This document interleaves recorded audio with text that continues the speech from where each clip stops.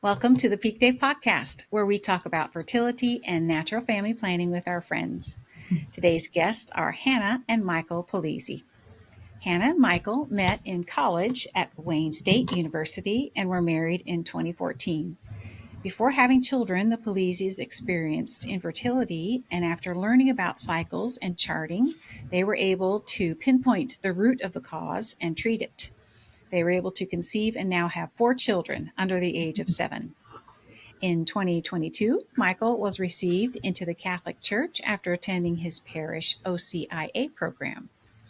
The Polizzis became interested in working with engaged couples in their parish, and that journey brought them to Couple League. Michael and Hannah were just recently certified as a CCL teaching couple. Welcome, Michael and Hannah, to the PeakDay podcast. Thank you. Thank you. Why don't you talk about how you two met? Tell us maybe about your engagement and if you were introduced to natural family planning at that point. Mm-hmm. Yeah, so we met in college, as you said. I was a sophomore at Wayne State, and Hannah was a freshman, and we were both in Greek life at the time. Didn't know each other through Greek life yet, but we ran into each other in one of our general ed classes. I don't remember what class it was. Intro to business. And we met then and started dating a couple months later in 2009. And then in 2013, we took a trip up to Toronto. Hannah thought we were going to get engaged then, but there was a second leg to that trip that we also went to Niagara Falls. And then when we were there, we were by the falls, and I asked her to marry me then. Mm-hmm. So I had to keep her on her toes a little bit. Keep her guessing. A little bit of a rough car ride over from Toronto to Niagara, but could you sense her disappointment? Yeah. Yeah. I don't lie very well. Oh, that's great, though. Keep her guessing, and you were like, right? Yeah. The whole time I have a ring in my pocket. I'm like, maybe this is it. It's been dating for 4 years. What are we doing? Oh, yeah. So we went through our marriage prep at St. Joseph's in Lake Orion. We live in Lake Orion now. Then we didn't, though. So that was the parish I went to as a child. And so we wanted to get married there. And they give you you meet with the priest and they give you a checklist of things to do. And we were eager to do all of them. Even the suggested stuff, we're excited. And so on the checklist was it was elective, but a natural family planning class. Mm-hmm. So that has been something ever since I was a little girl. My mom used natural family planning, so I can remember the charts in the bathroom and looking at them and all that. And I was excited to learn that. So Michael jumped aboard very quickly with me, thank goodness. And we went to that class and learned about it and kind of never looked back. Okay. So it was a full learn a method class, or just kind of an introduction to the class, or you learned charting and everything? We learned charting. It was not as detailed as now what I'm learning, because we only went one time. But we learned symptothermal at that class. Okay. Kind of an introduction. They started the charting, and then they gave us contact information if we wanted to talk to them. I remember we walked out of it and we were like, why didn't we know half of this? It was kind of we were 20 at that time, 22, right? 22, 23 years old. And we're just now learning about A, B, C, and D. How did we were college graduates, and how did we not know this? Yeah. And, you are definitely not the first person or, the first couple to ask that question. Yeah. So let's talk again about, your charting for your first year or so of marriage. And so you've got a little bit of an infertility journey that you went through. Can you share that? Mm-hmm. So we waited about a year to before we wanted to try to have children, just excited to be married, and we were both in our careers and building those.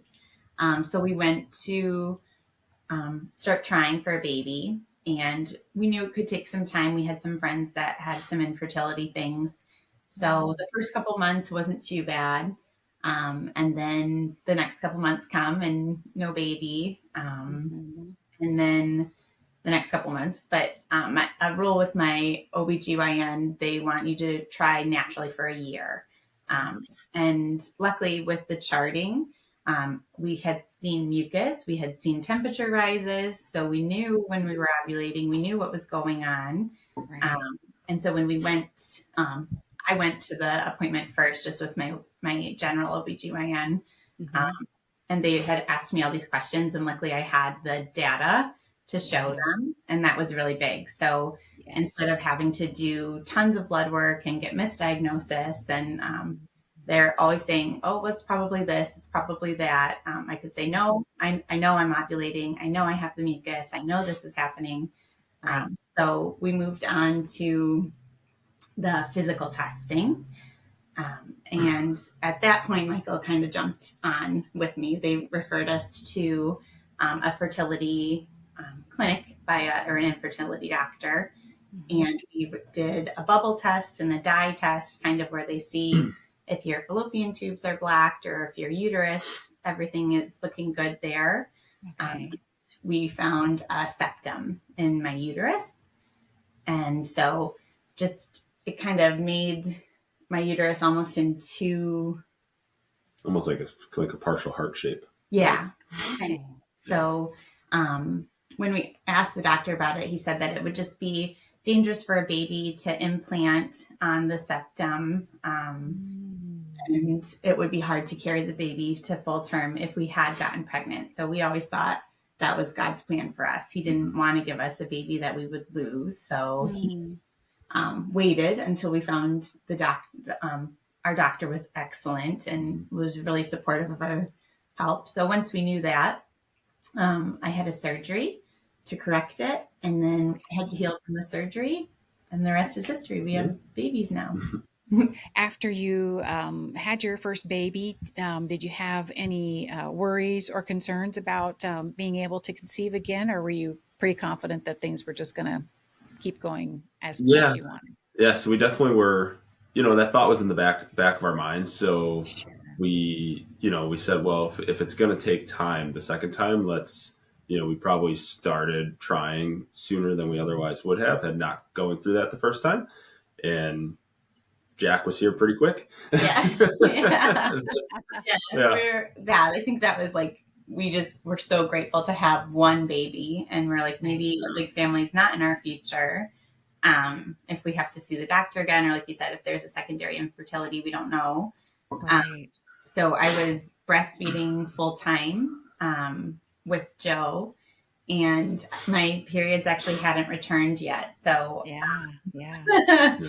and we were actually going to, it's funny, we were headed to our friend's wedding, and I was like, I don't know, I think we should take a pregnancy test. And Michael's like, okay, we failed a lot of those before. So we were and we took it, and our jaws were on the floor. We were like, oh my gosh, we're pregnant. We did this on our own.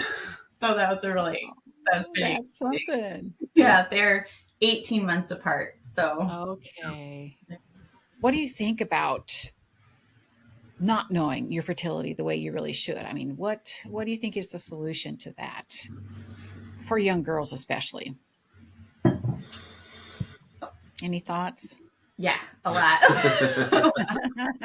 Right. We have a daughter now. We have sons, but we've always said, even Michael, with his experience of learning, I guess you can speak to that, but that our children are going to learn from the start. So I think both of our parents kind of took not the backseat. I mean, they were open with us, but we learned a lot of what we know from school. And especially girls, especially my daughter, like it's such a disservice not to know your body. I feel like there's just so much we talk about, even in society today, like women empowerment and all this, but no one's talking about the most important thing. And that's the ability to know your cycle and have children and bear children. And that's empowering. It's empowering to know what's going on with your body when it's happening. Right. And then society, again, it's just shoving almost like it's an inconvenience. Like, oh, go on the pill, but then you won't have cramps, then you won't have periods. Use this, that. And people that are doing that don't even know what is going on in the beginning or in the first place. And they're getting these Band-Aid solutions for problems that they could figure out on their own. So having, experienced that, infertility when you first got married, do you have like any thoughts or advice for couples who, think that they want to wait to start their families? Yeah, I think waiting, every family is different, and you and your partner, if you have the communication and eventually that's where you want to go, I wouldn't wait to learn natural family planning. I wouldn't. I'd sit down and I'd learn it right now. And I think again, we credit having all of that data to be able to hand the doctor, and I don't think that happens to everybody. But the more it takes time to learn your cycle, it takes practice, because you're not going to do your first month and be like, oh, I know exactly when I ovulated, and this is exactly what this is supposed to look like. And I see that like your temperatures are kind of wonky at first, and you're like, well, I'm not going to do this. You want to be able to see those trends, and you want to be able to feel comfortable talking about it. So then waiting is waiting, but don't wait on learning. You need to learn it. Great point. So, Michael, let's talk about your journey to the Catholic faith. What was it that prompted your that journey? So growing up, my family wasn't really overly religious in any denomination. I'd go, to church on Christmas and Easter, really growing up. But we got married in the church, and I was always, very supportive of let's raise our kids Catholic. That's, I definitely agree with it. And a couple years back, it just felt like the right time. At the time we had, when I started, we had 3 kids, right? Luca was here, I believe. Luca was a couple months old when I started, and it felt like the time was right. Joe was coming up on 4 years old, and wanting them to follow the faith too, and wanted to set that example for them. It just, because for me it was just a matter of it's the right time to do it. Let's get it done, and carving out the time, making the commitment to do it, because it was never not in the plans, I guess. When we got married, it was always like, that's definitely something I want to do while we're married. But having the kids around and wanting to set the example for them, and wanting them to follow in that faith, and that really just kind of pushed me to now's the right time.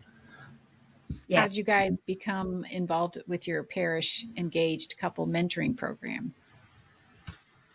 That's something we've always wanted to do. I think we just didn't really know how to get involved with it. I'm also a baptism assistant, and I work with Deacon John a lot in that. And we were talking about potentially helping couples.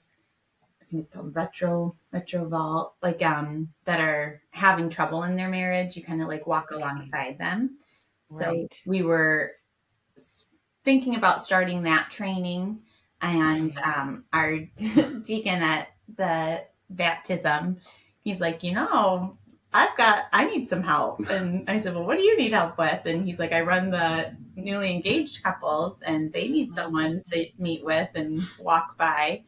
And I was like, well, that sounds like a lot of fun, that's what, when we went through it, we had a great mentor couple. We see them still in church, and we got to see them start I think they had one baby, and one baby at the time. They've grown as a family. And so we've just seen them, and then they've of course seen us grow as a family. Right. So they had a pretty big influence on us. So we were excited to potentially have that relationship with other people at our church. So Okay. we jumped on it when he asked about it.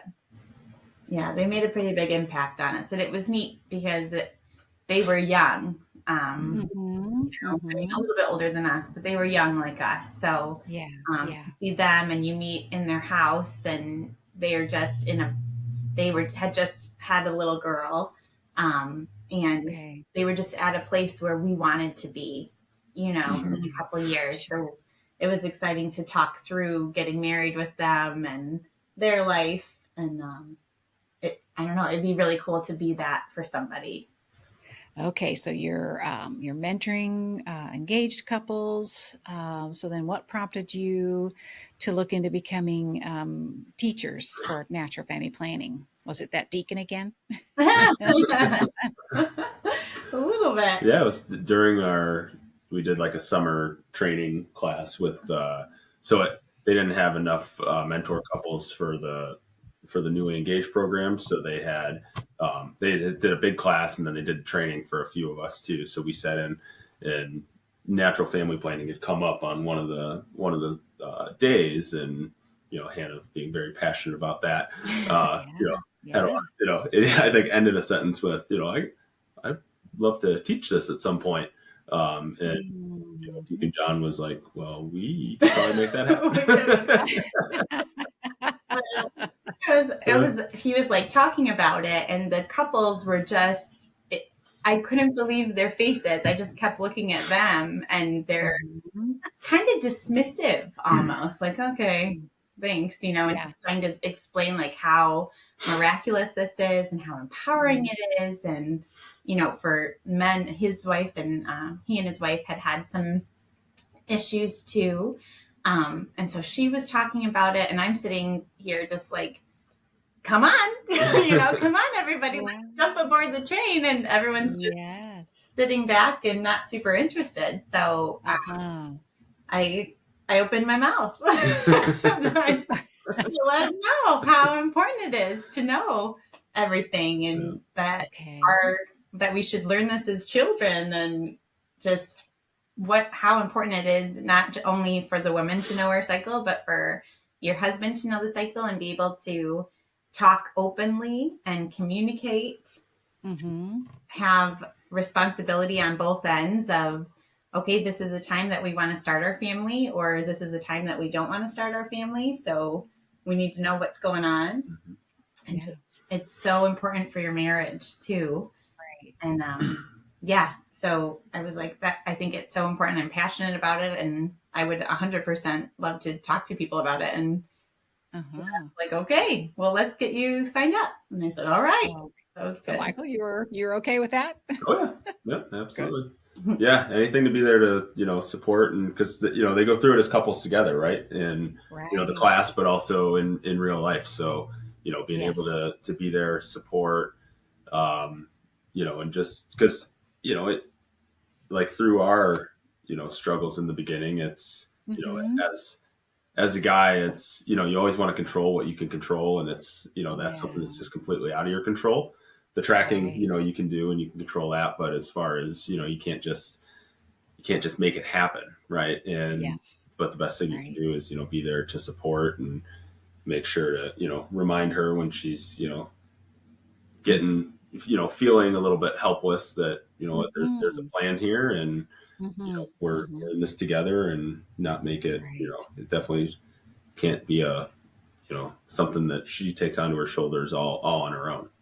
So, just being there to make sure the husbands know, or the the future husbands, that that's being there for them is very important, and helping them through this. So your deacon introduced you to Couple to Couple League and our teacher training. Is that how you came to know about Couple to Couple League? Yeah, he gave us, because that was what he had referenced in his presentation, was Couple to Couple League. And so if they were interested in learning any more, which they were like flat on, I was like, come on, guys, we can do this. So he gave us that information. And I contacted Stacy And at first, because I didn't really know how it worked, I contacted her as like I would be individually teaching. And she's like, well, if your husband's open to it and is supportive, after filling out the application, like as supportive as you're talking about, would you be interested in doing our couple training? And then we liked it because we got the Catholic side of it too. So that was so important. And we're learning quite a bit from that even. That is going to help in our parenting and our relationship. So we were grateful for that second piece of the learning and of the course. Well, for the young kids, it wasn't so bad because it wasn't in Eastern time. So I think the classes started about 8 p.m. So, we completely lucked out with that one. They're in Colorado, right? Yeah. So our daughter usually joined us sleeping right here, but yeah, she got to be on our calls quite often. But the older boys, because they were in school when we started it, and our older boys, even our toddler, just likes to be with them. So we'd put them to bed and jump on. And now that it's summertime, we usually let them stay up, but they think it's fun because when mommy has school, they get to watch a show. But yeah, Emmy usually ended up in the screen with us. But Stacy's been really helpful. A lot of it is self-paced. So almost every other Monday. And when it's not a meeting time, usually on those Mondays, that's when we do the other coursework. So kind of just carved out, this is, again, mommy and daddy's school time. That's what we said it to the kids. Self-paced is pretty good because there's a lot of readings and videos. So we got to take our time with that, break down the information, think about things. That was really nice. And then Stacy will take the live sessions and she kind of just walks us through the PowerPoints, and then we talk with the other couples that are learning. And I don't know, I'm pretty good. And then we take quizzes at the end. But so it's kind of like taking a course. It's a little bit of coursework, but not too bad. So it sounds like it kind of, the training kind of fit into kind of the rhythm of your family life, and you're just making time for it. Yeah. You definitely need to put the time in, but it's interesting. It's interesting to learn about all this stuff. So it's not a chore. And even after, we've been using this for 10 years and we're still learning a lot. So a lot of couples, they hesitate to become a teaching couple because of, they've got a lot of commitments on their time already. What would you say to them kind of as an encouragement? Mine will be, it's important information. We have to get it out, right? We hold the information right now, and there's people that have no idea. So even with it being another thing, it's a really important another thing. So if we can do something to influence another couple, or we can do something to help them learn and have women feel better about their bodies, and husbands feel more connected to their wives, and wives feel more connected to their husbands, I think it's our duty to do that. It's important for us to do that. A lot of people's hesitation, as you said, might be around the time commitment, and like it's flexible. So I wouldn't let the time commitment be a deterrent to going through it, because the rewards of going through it and being able to help other couples is going to far outweigh the you had to put into it to go through the class. And everybody going through it has, for the most part, is all their families, so they're all going through it in the same in the same situation. So we have a pretty big parish, and we haven't had someone teach in-person classes in a while there. So I think that will really help. And then we're part of a family of parishes. So there's 3 churches in our area. And two of them, at least, I think all 3, they have a lot of young families. So like going to a 10 o'clock mass is very loud, and you get to see a lot of parents walking around and all that kind of stuff. So And luckily, we're seeing younger and younger people come back to church, and hopefully they'll be able to take our course and feel connected. Right.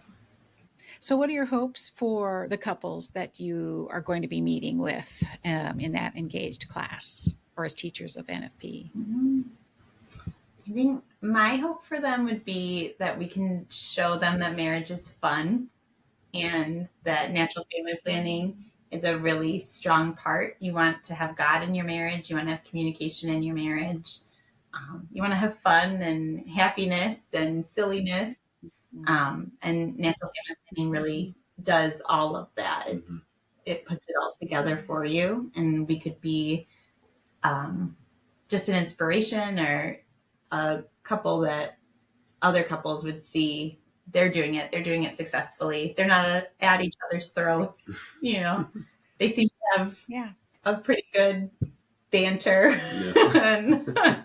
So you touched on this a little bit, but I'll ask Michael to maybe answer this. So how important do you think it is for other couples to hear from another couple that is happily practicing natural family planning? Oh, I think it's so important. Because like you just see the like Hannah said, the couples that were kind of seeing it for the first time in their pre-marriage meetings, and I think they probably just view it as just another class, and they'll be able to do it on their own. But I think once you learn it and really start to get a passion for understanding your body and understanding how God has created us, and how awesome that is.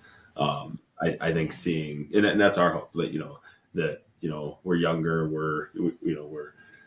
we have some good banter, and we love each other more than we did when we met, and just for other couples to see us, and hopefully we can make that impression on them to go through with it, and use it in the rest of their lives.